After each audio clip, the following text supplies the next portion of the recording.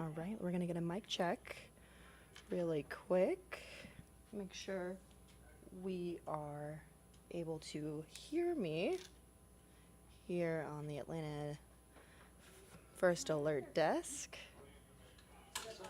So we're just getting a mic check really quick, making sure we are good to go. We are good to go. All right. We are going to jump right in it here. Right.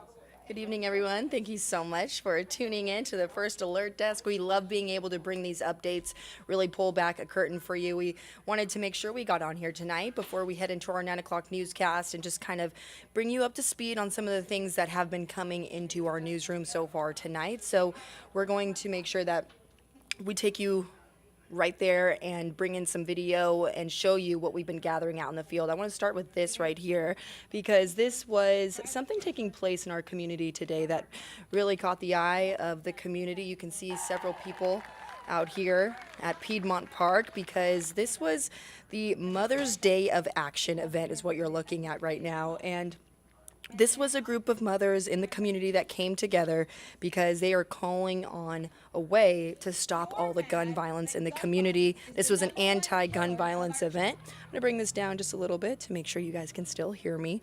So these moms want to see the ban on assault weapons come back. They want to see this.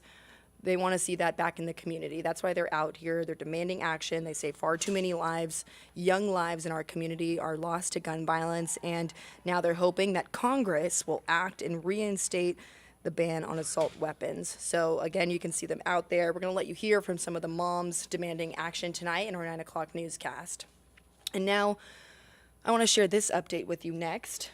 This is a story that's been catching the eye of pretty much everyone this week because, as you know, the mother you're looking at right here is facing some charges in connection to this adorable child who you just saw on camera and the death of the child that investigators are still looking into. Now, earlier this week, Sandy Springs police responded to this area, and they say that they were conducting a welfare check on the mother and the child the day before the tragic death occurred.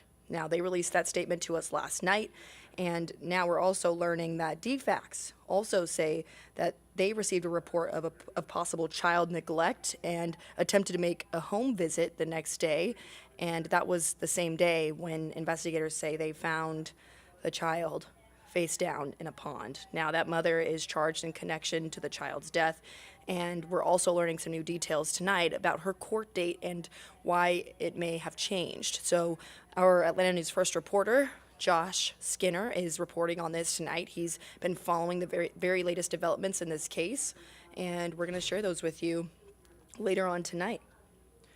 All right, so we're going to move on to another story that caught my attention here. We're going to move on and let you hear from these parents. You could see him perk up. You could see the blood come back into his face. He was able to have wonderful conversations with the staff that was there supporting him from CHOA as well.